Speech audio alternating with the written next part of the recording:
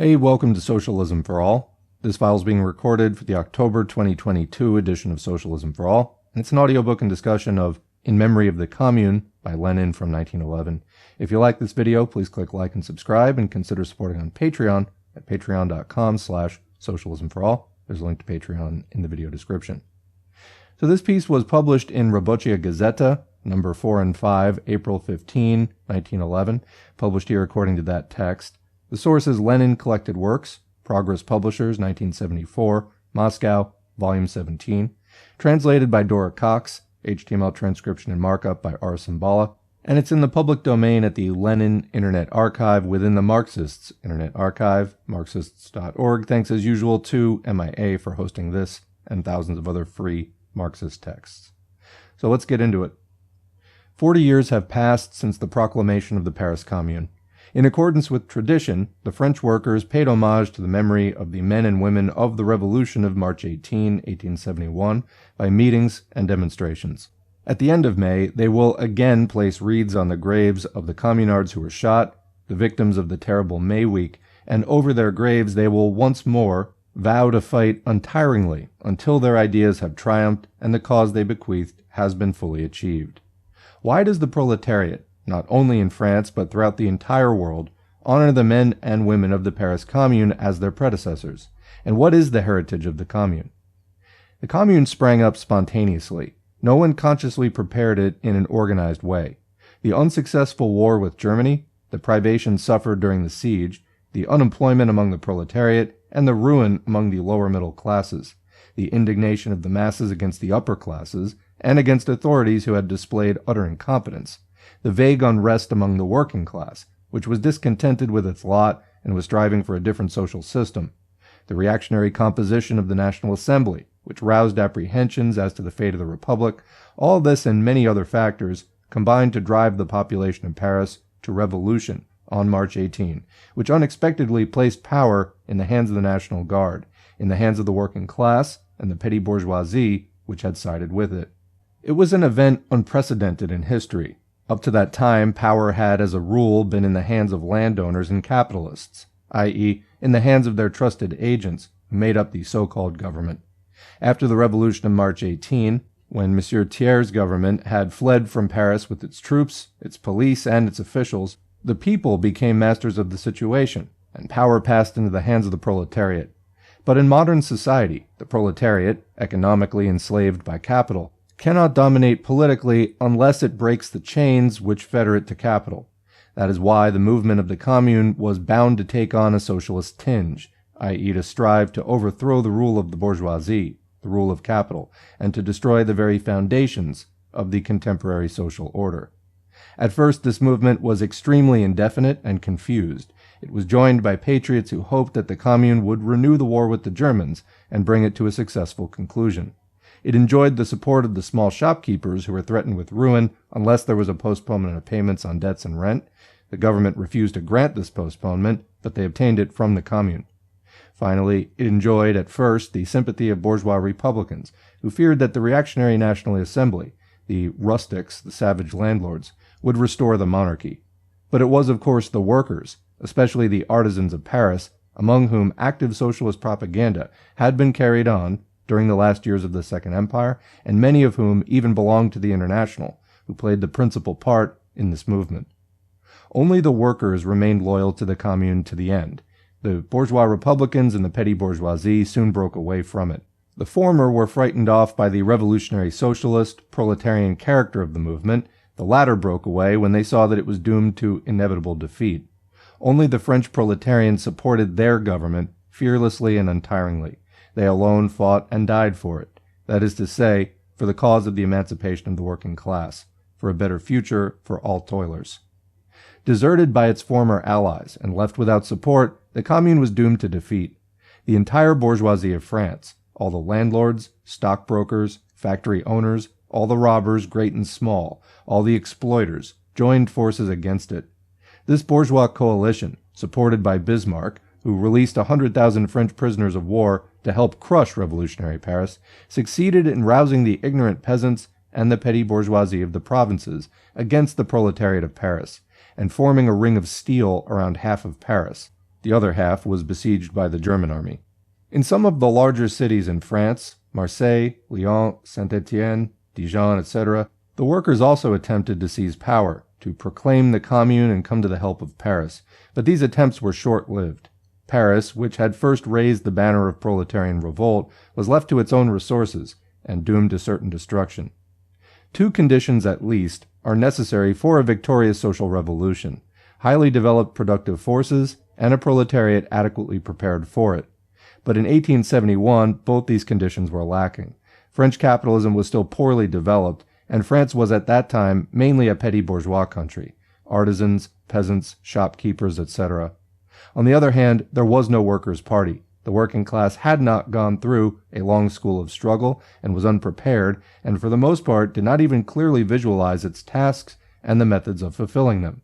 There was no serious political organization of the proletariat, nor were there strong trade unions and cooperative societies.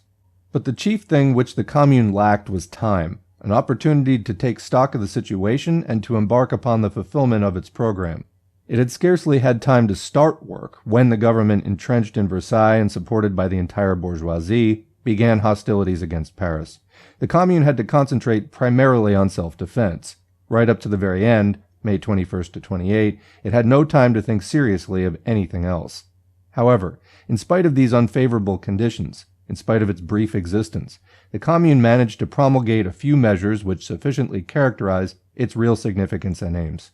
The Commune did away with the standing army, that blind weapon in the hands of the ruling classes, and it armed the whole people. It proclaimed the separation of church and state, abolished state payments to religious bodies, i.e. state salaries for priests, made popular education purely secular, and in this way struck a severe blow at the gendarmes and cassocks. In the purely social sphere, the Commune accomplished very little, but this nevertheless clearly reveals its character as a popular workers' government. Night work in bakeries was forbidden. The system of fines, which represented legalized robbery of the workers, was abolished. Finally, there was the famous decree that all factories and workshops abandoned or shut down by their owners were to be turned over to associations of workers that were to resume production. And as if to emphasize its character as a truly democratic, proletarian government, the Commune decreed that the salaries of all administrative and government officials, irrespective of rank, should not exceed the normal wages of a worker, and in no case amount to more than 6,000 francs a year, or less than 200 rubles a month. All these measures showed clearly enough that the Commune was a deadly menace to the old world founded on the enslavement and exploitation of the people.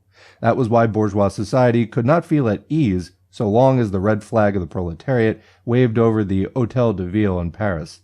And when the organized forces of the government finally succeeded in gaining the upper hand over the poorly organized forces of the revolution, the Bonapartist generals, who had been beaten by the Germans and who showed courage only in fighting their defeated countrymen, those French Rennenkampfs and Meller-Zakomelskis, Tsarist generals known for their brutal, punitive actions during the 1905 to 1907 revolution, organized such a slaughter as Paris had never known. About 30,000 Parisians were shot down by the bestial soldiery, and about 45,000 were arrested, many of whom were afterwards executed, while thousands were transported or exiled.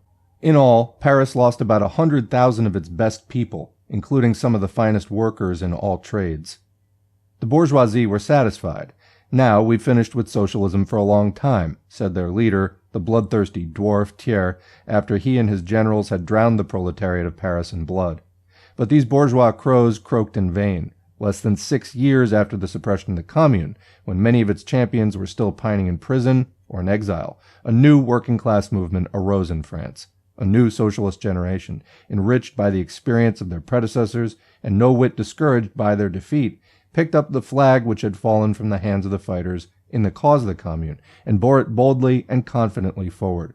Their battle cry was, "Long live the social revolution! Long live the Commune!" And in another few years, the new Workers' Party and the agitational work launched by it throughout the country compelled the ruling classes to release communards who were still kept in prison by the government. The memory of the fighters of the Commune is honored not only by the workers of France, but by the proletariat of the whole world. For the Commune fought, not for some local or narrow national aim, but for the emancipation of all toiling humanity, of all the downtrodden and oppressed. As a foremost fighter for the social revolution, the Commune has won sympathy wherever there is a proletariat suffering and engaged in struggle. The epic of its life and death, the sight of a workers' government which seized the capital of the world and held it for over 2 months, the spectacle of the heroic struggle of the proletariat, and the torments it underwent after its defeat, all this raised the spirit of millions of workers, aroused their hopes, and enlisted their sympathy for the cause of socialism. The thunder of the cannon in Paris awakened the most backward sections of the proletariat from their deep slumber, and everywhere gave impetus to the growth of revolutionary socialist propaganda. That is why the cause of the Commune is not dead. It lives to the present day in every one of us. The cause of the Commune is the cause of the social revolution, the cause of the complete political and economic emancipation of the toilers. It is the cause of the proletariat of the whole world, and in this sense, it is immortal. That's the end of the audiobook. So, that was a very inspiring piece by Lenin, I think, and the point to me is you win some, you lose some, but even the losses can spur you forward, sharpen class consciousness, inspire other oppressed workers to go, I could do that. Maybe next time we'll go all the way. I think that inaction begets inaction, and action oftentimes begets action. Now, you can't be adventurous and get way, way ahead of the masses, but I think that that's not really primarily the error that is plaguing the working class of the United States or Europe or, anywhere that capitalism is very advanced. I think that there's a lot of right opportunism and tailing the bourgeoisie at a time when really workers are ready to press forward. Are workers ready for a Paris Commune Part 2? That maybe remains to be seen, but I wouldn't underestimate people. There's a lot of anger out there, and while some of it is getting channeled into reactionary right-wing, quote, pseudo-populist or right-wing populist, basically fascist things, there's also this sense that things are just never going to get better the way that they are, and people have the sense to realize that obviously, right-wing populism or fascism isn't going to make anything better either, that really that's the sort of, quote, alternative being presented. People are starting to explore other options. It's why people are subscribing to channels like this and others that are like it. So I think that the main question is, can we connect that anger and that sense that things are not going to get better on their own with the lessons and theory and all of the instructions of the past of Marxism-Leninism, of successful rebellions. Obviously, we're in somewhat different technological circumstances in 2022, but the class interests are basically very similar. In fact, if anything, the proletariat is much, much larger now. The amount of people who don't own any capital, have to sell their labor to a capitalist in order to get by in life, that is bigger than ever. And again, it's a matter of time, I think, as people work through the sort of process of elimination of, well, we tried the Democrats, we tried this, we tried that, before people come around to what's been sitting here the whole time, which is that capitalism needs to be abolished, and there's a well thought out system of philosophy and historical practice for that kind of revolutionary radical social change that just needs to be picked up again, sharpened, and put back into practice. So anyway, what do you think? Leave a question or comment below. We'll continue the discussion there as always. Otherwise, thanks for listening, and thanks to the current patrons whose names are on the screen. Patreon.com/socialismforall if you'd like to get your name on the screen. You can sign up for as little as $2 a month or more. I would make content even if nobody supported, but I'm able to spend a lot more time on it and produce a larger quantity of content when people are supporting. So hugely appreciated there. Thank you. Every donation is encouraging and also materially helpful. Then engagement counts, whether you're a patron or not. Like, share, subscribe, and leave a comment, even if it's just good video or thanks. All of that helps YouTube to boost this content, to recommend it to more people. So if you want more people to see this content, do engage with it. That matters. Then finally, of course, join the struggle in your area, whether it's an anti-capitalist political party, labor union, community union, tenant union, whatever it is. Find the struggle where it's going on, support it, get involved. Your experiences with that in the real world are going to dovetail with whatever readings and historical studies you're doing, and you'll be able both to apply the history better and understand the history better from your own experience. All right, thanks again, and we'll see you in the next video.